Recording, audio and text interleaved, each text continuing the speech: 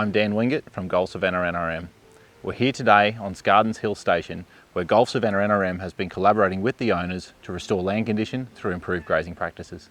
Yeah, I'm James O'Shea from Scardons Hill Station at Almaden in North Queensland. On Scardons we're running approximately 3,000 head of mixed cattle. Previously, years gone by, there was up to 4,000 here at times, which was putting a lot of pressure on grazing. James contacted Gulf Savannah NRM as he noticed overgrazing along his riparian zones and wanted to know what we could do to try and fix it. We reached out to Gulf Savannah NRM mainly because we identified problems on our creek frontages and waterholes with overgrazing pressure. Previously in the past, Scardons Hills was part of Spring Valley Station as an aggregation, and it used to be run as one whole paddock, so it never had any segregation or any wet season spalling or any sort of management of the pasture.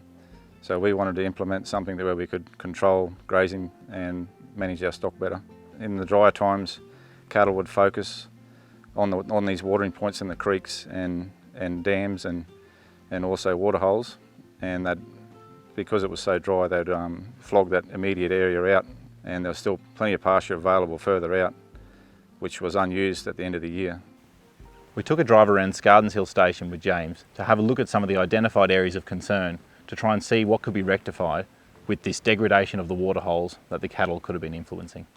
Before we began this project, we identified that a lot of the natural water sources, the creeks and the waterholes and all that, were overgrazed, and which was leading to erosion problems and soil runoff. So that's the areas we wanted to concentrate on and move cattle away from these points. We sat down and developed a holistic property management plan.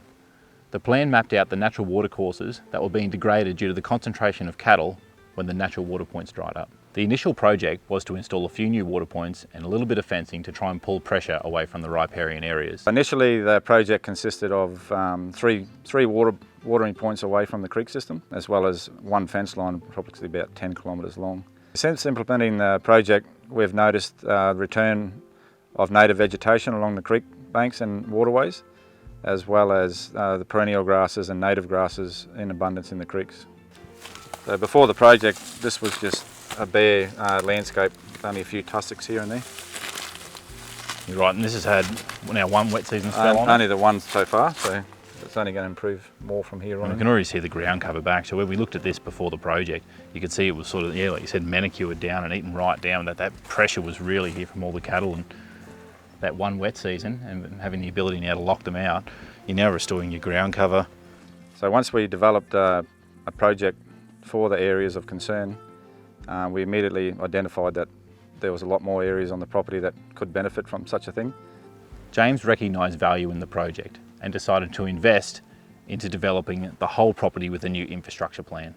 We sourced additional funding and put in another 15 watering points as well as another 45 kilometres of fencing.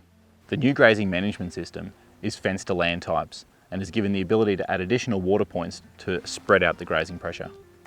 Yeah, well, so over the wet season we spelled the redder earth country to try to encourage a bit of pasture growth, and the cattle were pushed out here into the sandier soils for the wet season where water was more available over the wet, and then second round we'll introduce them back into the redder country again and try to give this a bit of a rest. Originally this is where the transition sort of land types started. Back here we have our redder soils and redder earth. This way is more sandier soils, so the cattle are using this area more now that there is water out here, and it gives us a chance to put some supplements that makes them hang out here as well. This has given him the ability to correctly match his stocking rate to carrying capacity, and we are now seeing these once degraded waterholes rehabilitate to their natural functions. Your body of grass is looking unreal, isn't it? And you can see, you can literally see across the landscape there. All those perennial grasses really starting to establish through there.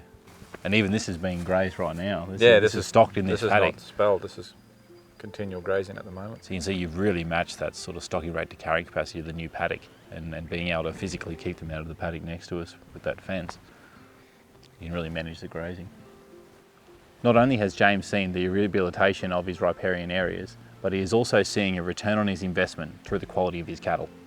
The added benefits of the project have been also helpful in our management practices with extra condition on our cattle, putting them in better body score, as well as improved carbon percentage and weight gains and also ease of management.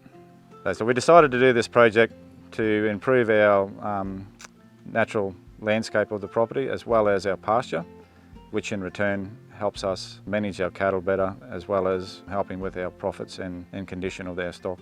So in doing all these things, we are maximising the potential profit and the sustainability of the property.